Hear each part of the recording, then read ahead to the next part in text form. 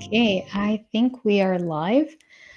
Hello, everyone. Welcome to another webinar by UXL. My name is Sofia. I'm the community manager here and your host for today. This session is a part of our free webinar series where every single month we bring you design experts from all around the world to help you level up your UX and product skills. And if you're interested, you can catch all previous episodes on our YouTube channel. Today, we're diving in to a topic that's top of mind for a lot of us right now, and that is how to design for AI. And to guide us through it, we've got Elena. She is a product design lead at PolyAI. She's worked inside AI-driven teams, experimented with what works, what doesn't, and will now share with us some practical takes on what it takes to really thrive in this environment. Welcome, Elena. Thank you for joining us today. How are you doing? Thank you. Hello, everyone. Doing good. Thank you. And happy Thursday to everyone. We're glad to hear that. And for those who might not know, Elena took some time today off to prepare for the session. So I'm very, very excited to see what she has prepared for us. But before we jump in, just a quick note from my end is that, as you can see, this is a live session. So feel free to say hi in the chat. I see a lot of you already saying hi. Let us know where you are tuning in from and tell us what is your go-to AI tool right now. Also, as this is a live session, we have a live Q&A reserved for the very end. Last 15 minutes of the sessions are always for that. So if you have any questions for Elena, even during the presentation, feel free to post it and we will get to it in the Q&A. Okay, Elena, I will be putting you on screen right now and you can take over.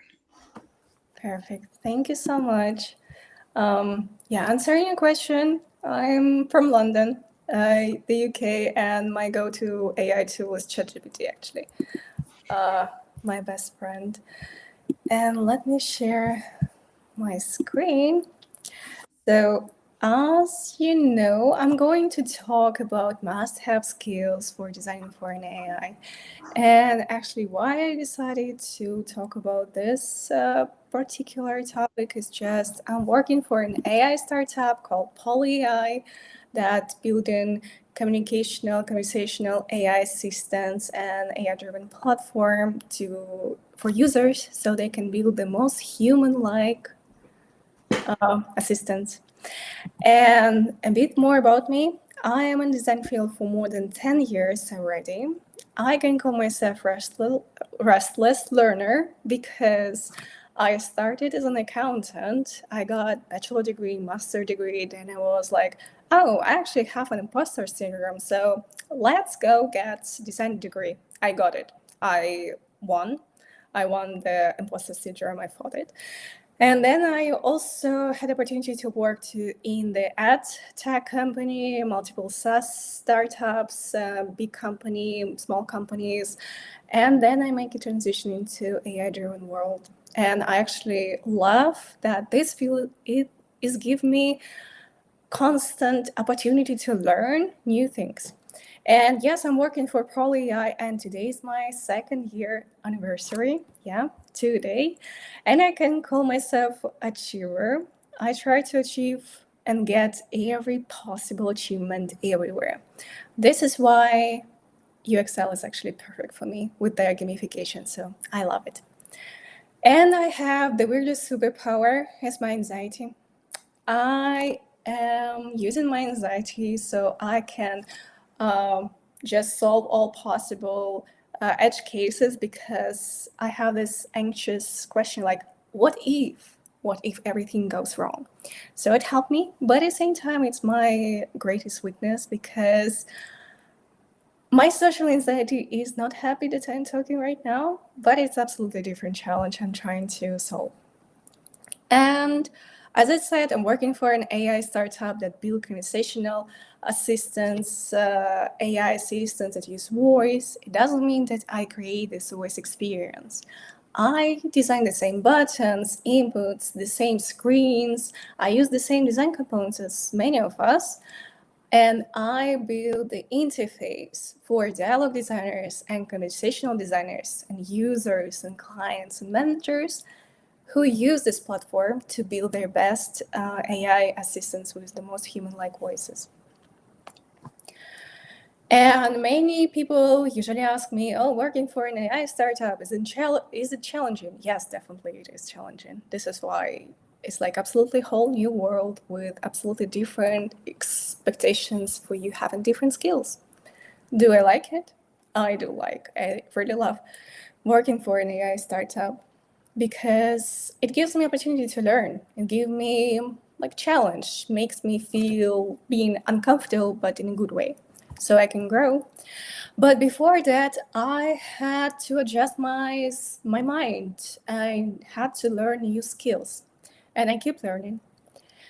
And today, I'm going to reveal what exact skills, must-have skills you should have if you're in the transition into the AI field, or if you are already in the AI field, but you struggle somehow. And for those who are already in the AI field, yeah, I give you a virtual hug. I know it is challenging, you are not alone.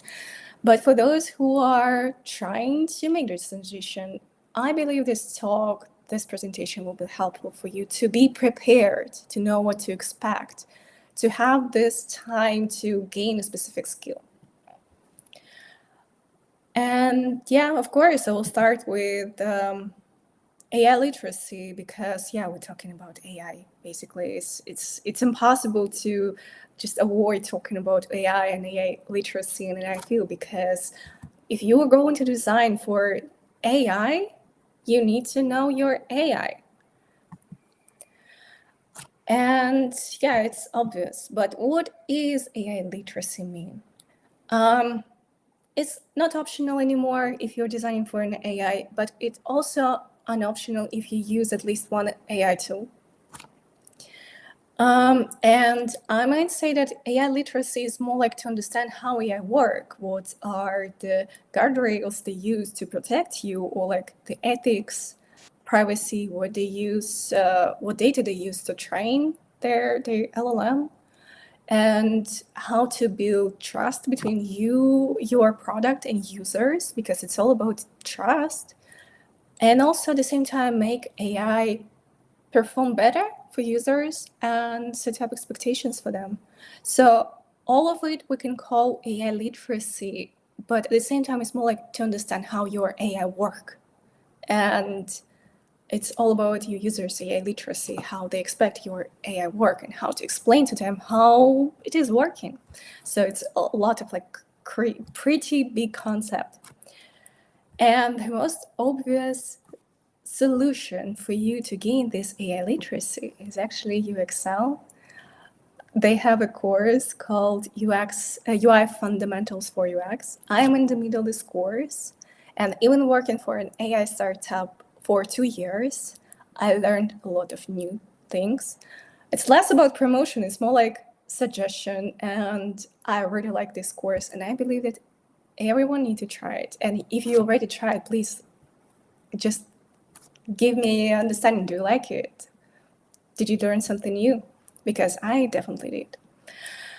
And the less obvious way how to learn more about AI and gain this AI literacy is to shadow your team. Because when we build AI, we usually don't build it alone.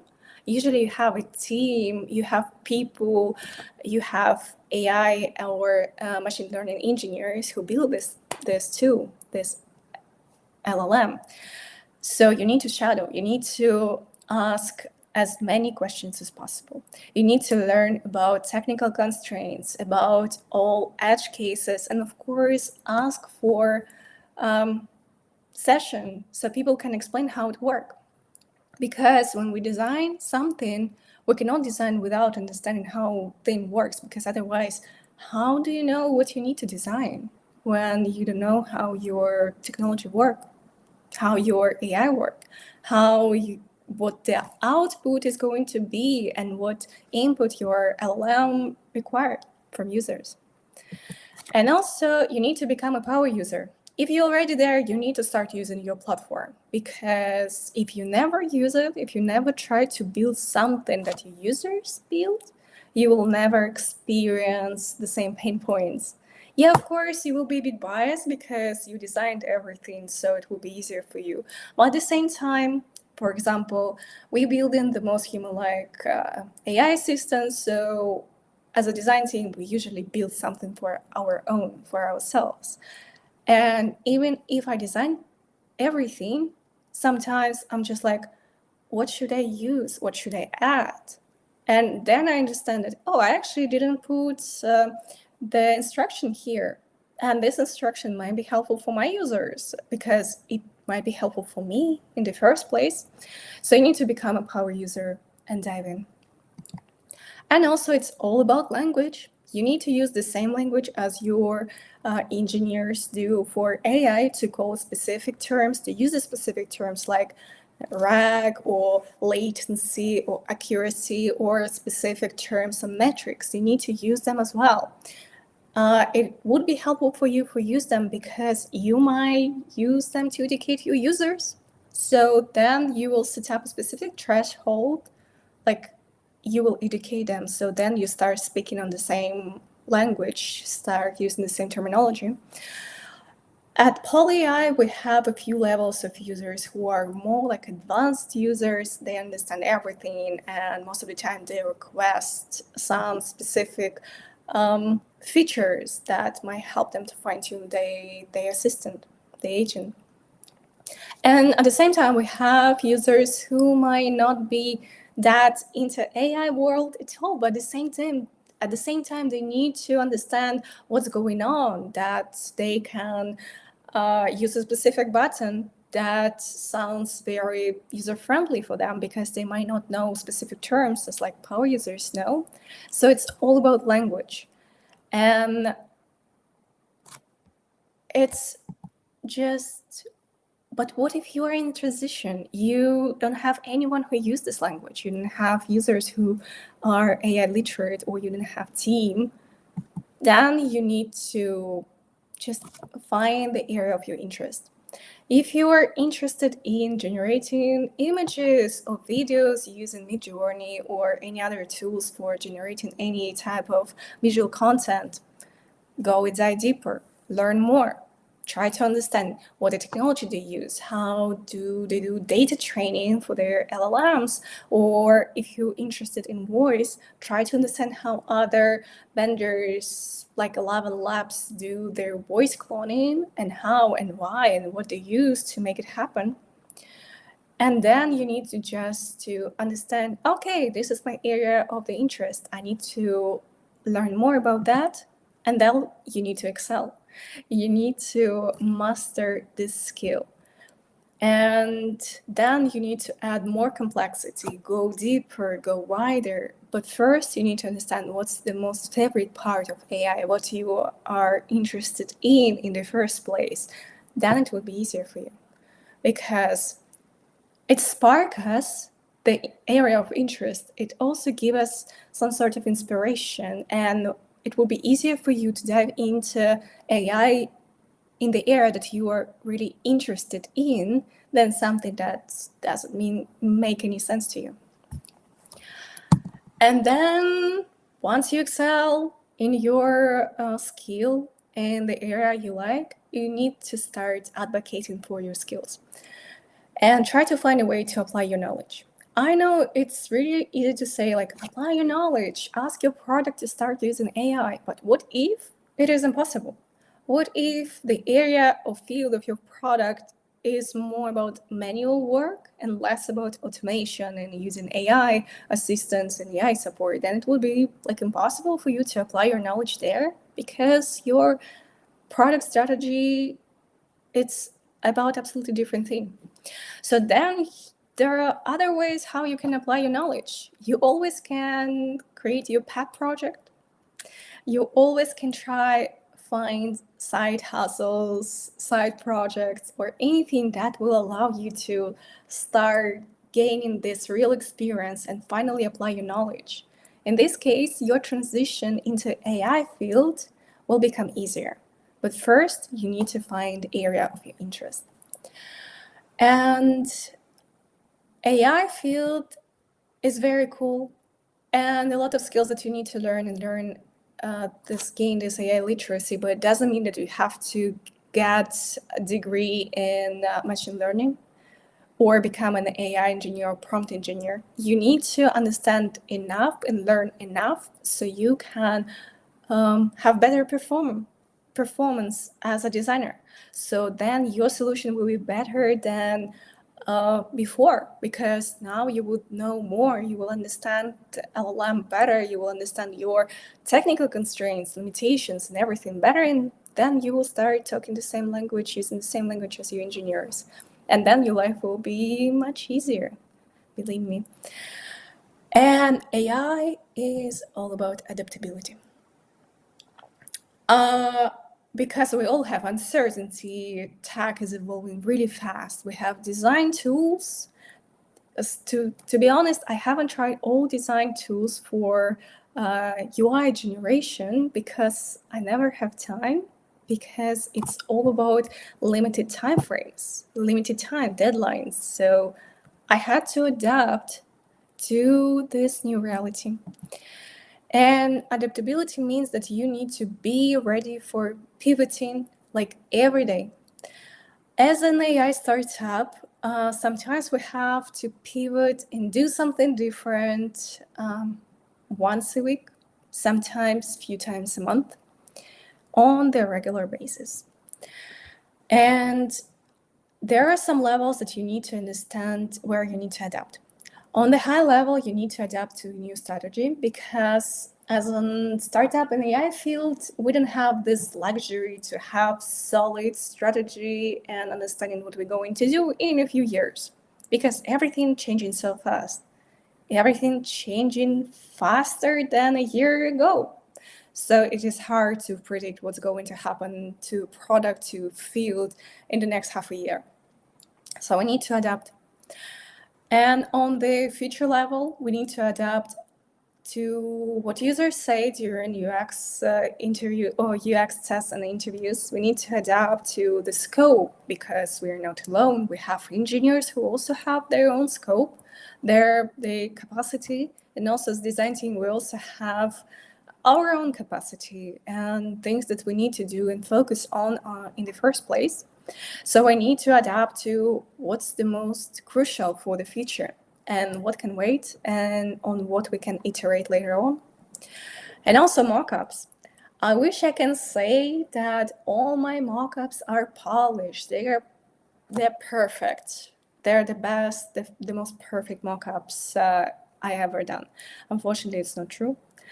My current designs are super fast. I am less about pushing pixels, and right now I'm more like entrepreneur. I'm more like, I don't know, co-founder of our current company, because basically I'm trying to build features that will be good for a company, but at the same time will be super desirable for users, and at the same time it will highlight our technology, the opportunity that our LLM will give to them. So this is why I need to do some trade-offs. But it doesn't sound as sad. That sad. I mean, it's not that bad that it sounds. And of course, workflow. As a design team, sometimes we have to do trade-offs and like give up on some specific parts of our work. For example, I wish I can say that we do UX tests and testing our design every time before we're pushing and deploying and releasing any feature. Sometimes it is not true. Sometimes we don't have time and we have to follow our gut feelings. And it's not like we do it blindly. We need to understand, oh, is it risky for us to release this feature without checking with the users? Or is it okay? And we can take this risk. Sometimes our design, they're hypotheses. So one way of trying and checking our hypothesis is to release and then wait for feedback. This allows us to iterate faster and fail faster, of course. But this is something that we also had to adapt because of us working for an AI company, an AI startup. And here an example from the last week, and basically this week. I was one designer when I got a ticket. We had to create like engineer and a PM and we had to create a page, absolutely new page from scratch. And within the timeline that is absolutely impossible for 3 people and 1 designer to just solve. And the biggest trigger was like, oh, our users and stakeholders, they give us feedback and help us to identify the biggest gap of our product. So the biggest challenge for us at that point of time was to scope, get the alignment, and try to understand what can be trade-off and how to move faster and deliver faster so then our users and stakeholders will be happy, because we also have competitors that moving fast, super fast, because all our competitors are also AI startups. And at that point of time, I understand that I cannot solve this issue alone because I had to adapt to all new reality during like 1 day and ship my design in 4 days. And then I thought like, okay, I can give up on many things, but I cannot give up on quality of my design. I cannot ship something that will be damaging for our user experience, because users are like the main thing that we design for, the main like reason why we have this platform for users. We user-centric platform. So that gave me understanding that I cannot do it alone. I need to have a team. I need to have someone who will help. And I asked another designer to help me. And if this person listening to us, thank you so much. I'm still grateful that you helped me a lot. It's Andy, my co-lead at PolyAI. And this is so cool that you can rely on your team, and you need to also like work with your ego. You need to understand, would it be possible for you to work on a specific ticket, do all these trade-offs, talk to your team, to your clients, try to do your design work alone, or do you need to have this help? And adapting to new reality, asking for help is also part of you adapting to AI field, AI world, because if I would do it alone, then I will go overtime. Maybe I will work after working hours. So maybe I will have like burnouts after all, and my like principles delivering good design is actually will be hurt. So I decided that I cannot do the these trade-offs. So I ask for help, and I can rely on my team. And I always have this feeling that anyone at PolyAI can help me, because we all have the same goal. We're all in the same boat. We all want to deliver better products. We want to deliver best interfaces as a design team. And we need to adapt. So we had to do compromises, except me doing compromise and working not alone and asking another designer to push back on other their priorities and push back on priorities that I already had as a designer, because I had promises to other product managers and we have roadmaps. So we had to squeeze this ticket into our current roadmap because of this gap that we got. But it's not the end of our trade-offs. We also had to do more compromises later on, because as a design team, we brainstorm a lot of solutions, a lot of possible solutions. So we had to understand what solution is the best for us. And yeah, we use metrics, value, and effort. It's the most helpful for our design team and for our product. And then this ability to adapt is also something that you can train. And you can train it during your transition, after you make this transition, or when you're already working for an AI startup, because you always can train your adaptability. And you need to understand that you can iterate. I changed my mind and mindset that my design no longer can be perfect. And each time when I work on a ticket, it's just one iteration because it is hard to predict what's going to happen in the future with this feature. Maybe AI tool will evolve the next day, then my feature will make no sense for our users tomorrow. So I need to understand that everything is temporary. So I can always have different version of my feature. I can improve it over time. It's not final. And also, you need to adapt to a new speed. If we're talking about designing for an AI, it is all about speed. Your perfect and flawless AI means nothing if your competitors moving faster than you, because users are looking for not a perfect design, not the most pixel perfect icon. They're looking for a solution for their pain points. This is why, as a product, we need to move faster so we can serve our users faster than our competitors and win this race. And also, it is all about your mindset. As I said a few slides ago, that I have a principle that I cannot give up on is me providing better user experience. So I advise you to find your solid ground and like core principles that you will never give up on. And then you can just let go the rest. Because when you have this core in you, when you understand like, okay, everything going well because I'm still delivering the best UI, the best user experience, and the rest of the things, it's like it's changing. Then it would be easier for you to adapt to new reality, designing for an AI, working for an AI startup, and working in the AI field. And also something that will help you to be more adaptable and adapt to new realities. Know the strategy. Thinking about bigger picture. Each task you're working on, each feature you're designing, it is all about next iteration. All your solutions should be scalable.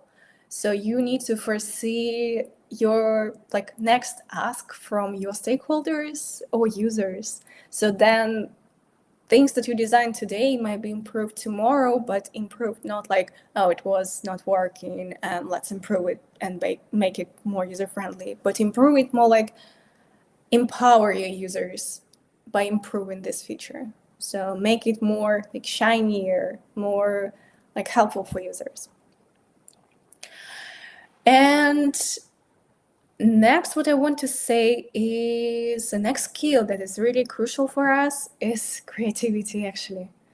And I know that many people say that, oh, UI, UX design, product design, web design, it's not about creativity at all. It's more like you guys pushing pixels and use like grayscale, the squares and everything. But at the same time, come on, we need to find a solution when we have users' feedback, we have business needs, we have technology limitation and AI tools, and also take into account our design laws and design system and everything around. And then you say us that we are not creative. We need to also take into account that we have deadlines.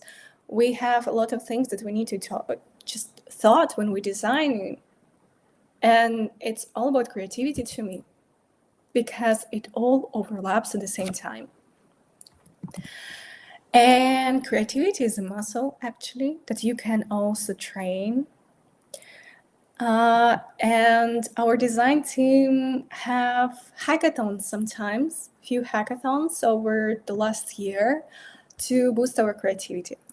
We use our specific hackathons so we can think about how we can improve our AI, how we can improve our interface, how we can improve user experience, so then we will be better. We need to have specific time-boxed exercises so we can use our creativity, just fuel our creativity. And for fueling creativity, we usually use Crazy 8. For those who don't know, it's more like you have 8 minutes and you have to bring up 8 ideas to solve one specific problem. It's super fast, 8 minutes. You can do it every day. You can do it every time you design a new feature. One more thing that is really helpful is association tree. For example, you use one word and you try to find association with this word. For example, it can be, okay, let's start with AI. What's the association with AI is, for example, a robot or Jarvis from Iron Man, for example. It's just like super stupid examples, but you get the idea. And for creativity, you can ask AI. You can use any tools like ChatGPT, Claude, Figma, Make, any other AI tools you can find. So these AI tools can bring you the ground, just like base for your creativity. Because, okay, you can ask Figma Make to create the dashboard. Then you understand, okay, this is the layout, and I can start with it. So you can start with the layout that your AI tool give you, and then you can turn it around and make something, I know, shinier. Use use your AI tool as an assistant, something that can help you to boost your creativity. And it is okay to use AI actually. It's not shameful. It's more like right now it is encouraging, especially in PolyAI. Like, as I said at the beginning, ChatGPT is the AI tool that I usually use. And it's super cool. But at the same time, as a design team, even designing for AI, we try to use Figma Make. One time we had vibe design session, and we're going to have it more in the future. So all of us try different AI tools to generate UI, and we try to understand, can we adopt it or not? Because we need to move forward. We need to move faster. And working for an AI startup means you can try all possible AI tools that exist. And as a design team, we want to move faster. We want to just rely on AI when we have repetitive tasks. But at the same time, this repetitive task taking our creativity, taking away time that we can spend on something super creative. So ask AI first. And as I said, creativity is a muscle. You can train it. I made a mistake. It's creativity. How to train? Try to find inspiration. You need to check reference and try to understand what other good products use, what the approach they used, what the way they use their UI or like AI. And by inspiration, it's more sounds like, you know how AI trains. So they use a lot of data so they can train their like LLM to perform. So this like the best metaphor. So your eyes, your brain is like AI. So the more interfaces you see, the more different approaches you see, the better design you will provide. And also you need to time box your creativity time, because you need to be consistent when you try to be creative. The shorter time you have, the better your ideas will be. Because let's tell 8 minutes, so then your brain like, okay, it's time for me to work. And it will give you like small pressure, but not the pressure that will overwhelm you, but like just tiny bit that will help you to like put aside everything, every anxious thoughts about your future, and just focus on the solving your problem. And also reframe. Always be like, what if? What if I don't have to design this button? What if there can be another way how to show better user experience, or how they will AI will perform tasks if they give you like more data. So just challenge everything. It will give you more creativity, like thought how to like just spark your creativity. And also collaboration. You need to invite as more people as possible, people from different departments if you're working in one company, people from different background, people maybe not from your company at all, so they can participate in your brainstorming because they will give you absolutely different angle on the problem that you're trying to solve. And it's also fun. So don't forget to ask for help because creativity is not something that you can do alone as well. Sometimes you need to have fun. Sometimes you need to have support. And this support and fun you will get only if you collaborate with people. And curiosity. I trained my curiosity, and right now I live with constant feeling of missing out.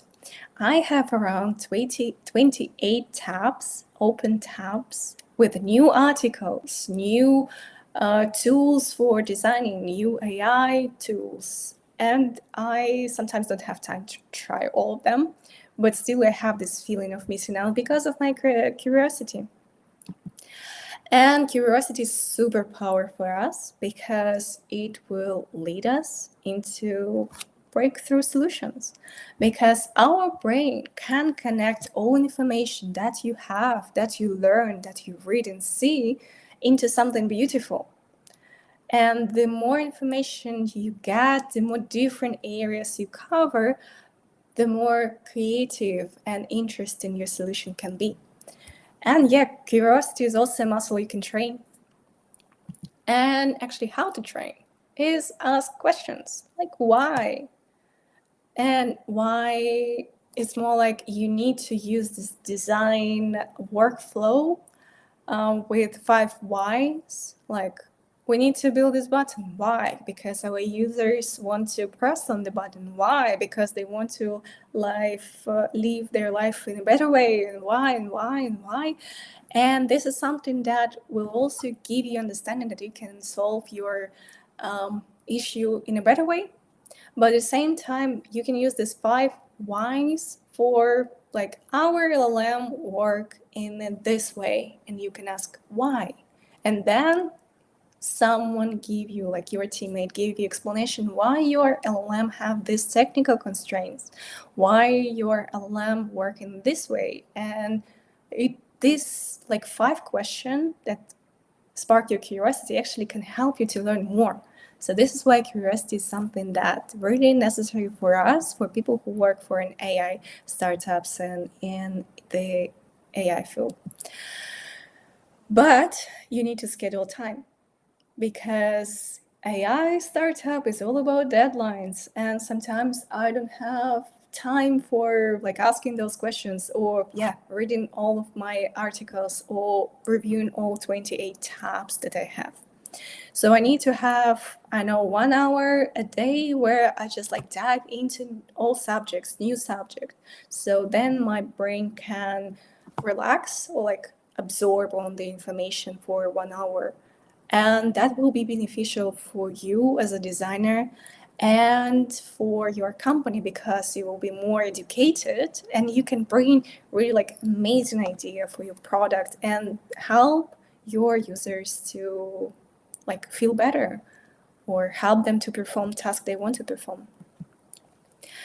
But at the same time, you need to prioritize because our mental health and time, they are precious. So you cannot it is impossible actually to just read everything or possible articles. It is impossible. There are too much information everywhere. There are too many AI tools that you can try and design tools for us. They're like popping up every day. So you need to understand what's the area of interest is for you from like AI literacy part. You need to understand what are you interested in and dive into it. You can also understand, okay, I'm working for conversational AI, so I need to focus on conversations. on how voice assistant work or something like that, or how our competitors do, and start asking questions in this area. So it will help you to save time and avoid being overwhelmed and burnout. And one more thing I want to talk about, it's more about general, is about superpowers. Not many designers talking about their superpowers. And this is so weird because the superpower that you have might help you to differentiate from other designers, help you to get, offer from the company of your dream, and just help you to be a better person. Because, as I said at the beginning, my anxiety is my superpower, but at the same time, I'm work as an accountant in the past and get a degree as an accountant. This is why I love organizing things. I love facilitation. I really love it. And at the same time, as a person with anxiety, I have this hyper care and overprotective to people I manage. But at the same time, I'm okay with being vulnerable. And it helped me to build safe space for our design team, the space they trust, the space where each of us can share our mistakes or ask for help or ask for support. And our design team is the most supportive team ever. I worked in the best team ever. So this is why I want all of us and you to find out what is the superpower you have that can help you to be better designer, to differentiate, to use your super skills for it. And believe me, you will thrive when you understand what your superpower is. So I have tiny exercise. What is your superpower? Think for a few seconds. Is it something that like skill you have? Is it something like natural gift you have? And the next question is, do you use your superpower every day? At work, at home, with friends? If you do, you're definitely luckier than many others. If you know your superpower, you're lucky. But many of us, they don't know what the superpower they have, but they definitely have it.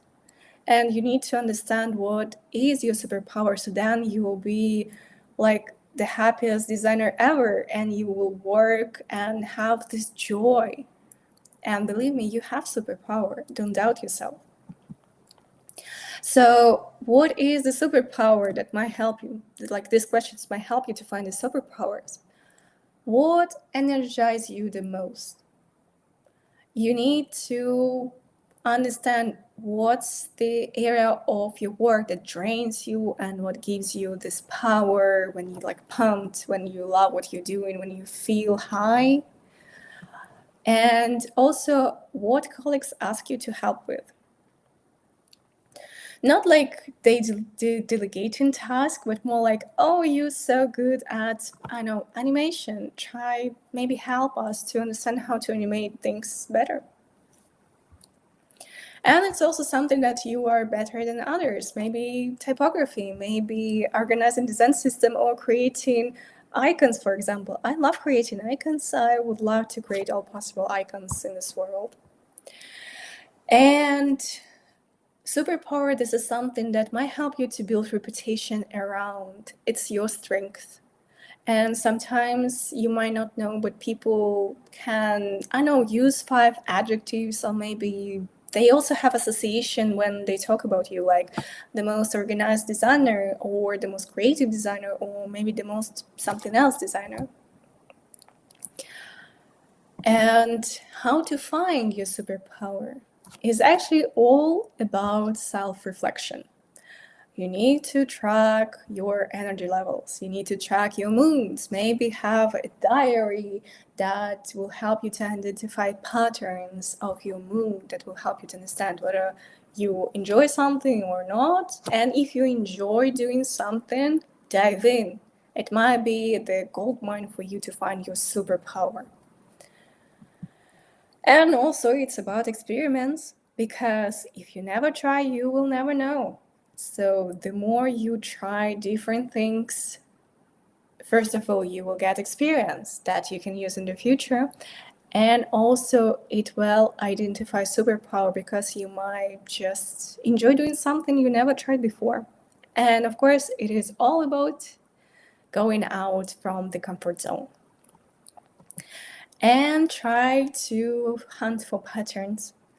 For example, it might be not about your personality strength. Your superpowers also can be about specific style of designing, because some of us, even doing like working on design system or using the same design system, might design in a different way, not like workflow, but more like the style, the specific, no, minimalistic designs, or more not cluttery but spacious and different type. Even using the same design system, you can design in a different way. So you need to check for your patterns.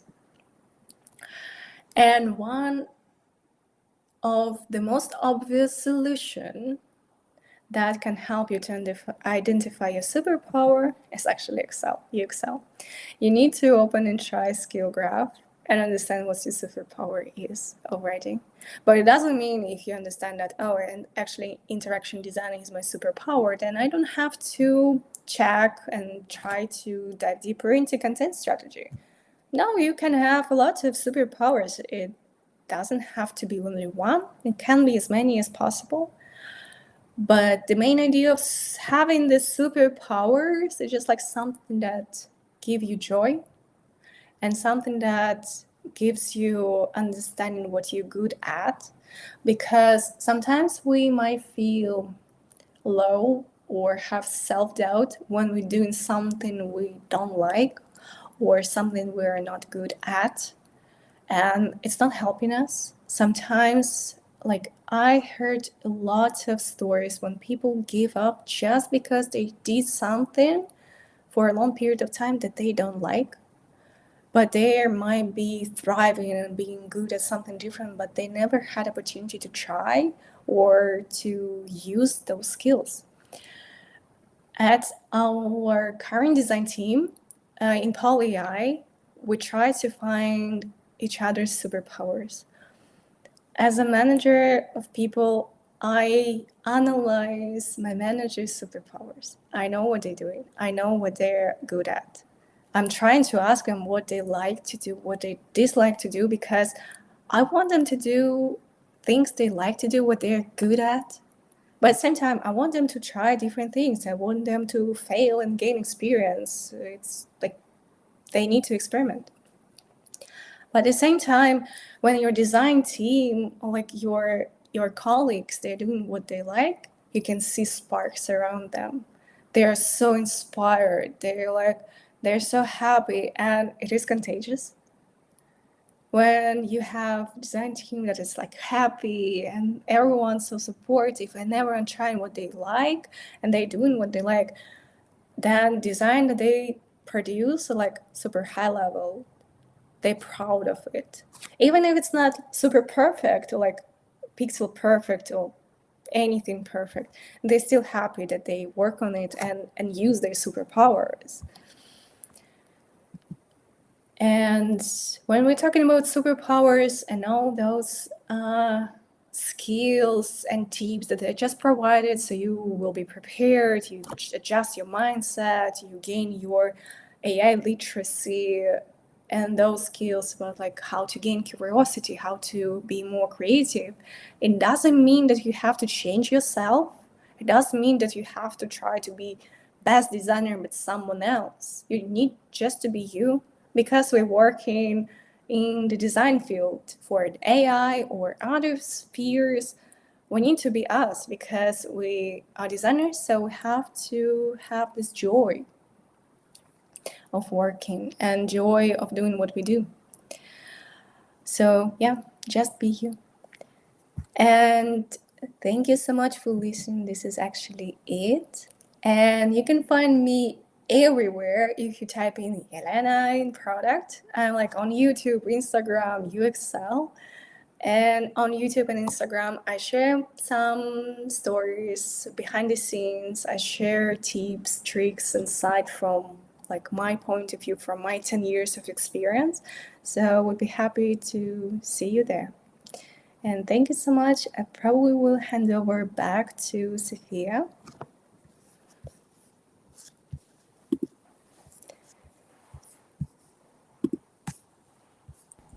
There we go. So thank you, Elena. I will just move this. Okay. Thank you so much. We have some time for the live Q&A right now, and we have some questions already. But before we jump into those, I have one, and that is you're talking about how we can leverage AI to boost creativity, basically. So I'm wondering, how do you do it? Maybe you can think of one daily workflow that you do, that you leverage AI for creativity, but you don't offload the whole creative thinking process to AI. As I said, I use ChatGPT a lot. So basically, it's like the most useful tool for me to work on UI copy. I'm not English native speaker, so I need to rely on other like supportive tools that can help me with it. And sometimes I design very technically heavy tools and features for users, and sometimes we need to have like few approaches how to explain what's going on. So I prompt to ChatGPT different versions of my version of UI copy. So I ask multiple like different ways, like super low technically, like literal AI literate person or high literate person, or like something in the middle, and try to understand whether it is like close to what I feel my feature doing, or like specific like area of my product doing, or is it like something else? So usually I don't rely on 100% on what ChatGPT provides me, because they don't have full context of my platform, and it is impossible to just like feed everything right now. And at the same time, I have empathy of my user that ChatGPT don't have. And I have understanding how everything work outside like context. So yeah, this is like one example. But at the same time, we use a lot of tools like Figma Make or generate interfaces, because sometimes we're like, I have no idea how to design this thing. Let's go and try how it will help. And usually, yeah, we just use it as a like ground for our creativity, so we can start with it. It's like the same as I mentioned for the creativity. We use AI tools all the time for different levels. Cool, thank you. Of course. Let's jump into some questions from people who joined us live. First off, we have from Rick. Where do you currently use AI tools the most, and how does this impact your work? Oh, I partially explained. Partially, yeah. Yeah. How does it impact my work? Basically, it speeds up my work. Because otherwise, without like asking ChatGPT to write versions of UI copy, it will take me a few days of work, probably, or maybe more hours. So I'll like either dive into grammatically correct things that is super user friendly, but at the same time might be oversharing. And maybe I would ask help from our, I know, technical writer, because we have one. But at the same time, I'm taking time from a person who could do something else, so what they're good at, instead of like helping me to write UI copy. And also it is, if we're talking about other AI tools, yeah, we use AI UI generators and tools that help us generate interfaces, because again, we might be overthinking because we are so deep into designing our products. So sometimes very obvious solutions that like on the surface, we might just miss them. And AI that is trained on a good design, or like various basic designs, not basic, like popular and common, provide you very like common patterns that we can use, but we might not think about it, because like, yeah, when you design for an AI, you expect that it will be like I know, super intuitive, maybe super complex. Sometimes not. We just design buttons and inputs. So sometimes we're just like overthinking things. Thank you. And thank you, Rick, for the question. Really great one. Thank you. Okay. We have one from Karina. As someone working at an AI startup, do you think AI for design courses are actually useful for junior designers with no AI experience? Can they really help you grow faster and stand out? Great question.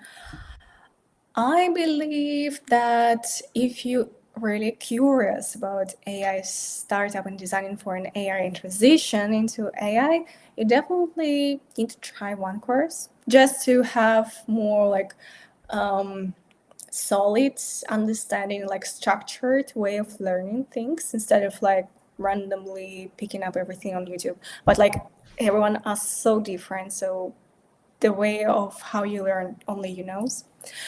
But at the same time, I know like this solid ground sometimes is helpful for many designers.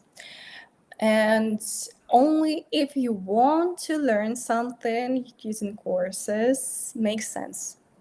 Because if you just like sign up for courses just in sake of having this course, then what's the point? It should be all about you, like having joy learning stuff and having fun. I mean, having fun, of course, it's hard to say when you like talking about work, having fun. Like Yeah. we are people, we need to like have the passion about something, enjoy doing something. Otherwise, what's the point? So yeah, definitely it's worth trying, and attending at least one course will not hurt. It will help, and it's really helping. And growing faster, stand out. Yes, it might help, but it's just like one tiny skill out of like many others. Because as designers, it's also about solid foundation and basics of design, composition, colors, proximity logo, and others. But definitely will not hurt. Yes, and I think that, you said a really great thing here. Having a goal for learning as well, not just to sign up for it, just for your brain to think, okay, I signed up for it, so it's already done and I already know it. But I think for junior designers, maybe that don't have so much experience with AI, it might be even more fun, Yeah, because if I was to learn from like start from scratch, I think that having AI integrated from the very start would be very valuable for me and for my growth, going yeah, forward. absolutely agree. Cool. And is it okay if we have one more question? Of course, as many as we have, I'm more than happy to answer all of them. um, One that we have quite a lot and quite a lot in the industry, from Akin. Do you think AI will reduce the number of designers companies need now that that idea generation, which used to be a core part of design, can increasingly be done by non-designers using AI tools? Very great question. There is no right answer here, but it just how you look at things. If we're talking as a designers, as like pixel pushers, yes, AI can generate interfaces, so you can just allow AI to push those pixels. But we are more than that. We are entrepreneurs. We and some sort of founders, so we are not just like pushing pixels and creating mockups. We trying to find solutions, and sometimes the solutions beyond AI skills yet for today. I'm not sure how it will go in a half a year at least, but like today, we still more than just like things that can be substituted by using any AI tool. Because, yeah, as I said, creativity, we already have a lot of things that we need to take into account when we create a solution. So to feed AI all context of you, it will take a lot of time. So as a designer, you can design faster than feed all this information into AI. So maybe in the future, yes. Right now, I don't see that it is still possible. The numbers of designers and companies, it's like general we are in a crisis. So yeah, the number of companies that requires to have designers is connected to like global crisis, not necessarily to the AI taking our job right now. But I might be wrong. I'm not like on the social studies field, like from the finance economics field anymore. So I might know. But no, it's not a question we can for sure answer. I think that people are very bad at making predictions Yeah. anyway, so it's just a part of the discussion. But I think like what you said right now is very important. That like it's not just narrowing it down to pixel pushing. It's much more than that. Um, Thank you, and yeah, that will be about it for today. Thank you all for staying on. Thank you, Elena, for joining us today. And thank you so much for sharing everything with us. Hope you enjoyed as well. Yeah, everyone who stayed on, thank you so much once again. Really great to see all of you. And thank you for the amazing questions. I see that there are some questions also for Elena's like favorite tools for UI or generation. So maybe she can share that and I can include it in the follow up email that you will all receive with the recording. But yeah, if you want to keep on exploring these topics, Elena has, as she mentioned, two channels you can follow Elena in product, both on Instagram and YouTube. I personally love her YouTube, so Yeah. definitely check it out. If you want to learn more about AI, how you can use it, how you can integrate it, and if you want to upskill in that area, of course, check out UXL. We have a very big wait list right now and giveaway that you can check out with the QR code up there. So yeah, we have plenty of new courses coming out, and if you want to be part of it, go for it. And if you're always you might have to do it, but if you are looking to learn with others and to connect with others, we have over 6,000 people in our Discord community. They're all interested in upskilling, and Elena is there too. So come on, say hi. It's discord.gg/UXL. And yeah, thank you all for joining. Elena, is there anything else you would like to tell everyone before we go off? I really love all questions that people ask, and also reading the channel. So I probably will try to answer some questions on our Discord somewhere. So if you join Discord, UXL's Discord, I will be there. So feel free to drop any questions. I will try to answer them. Awesome. Thank you so much. Okay, until next time, everyone, keep on learning, stay curious, and we will see you. Bye bye.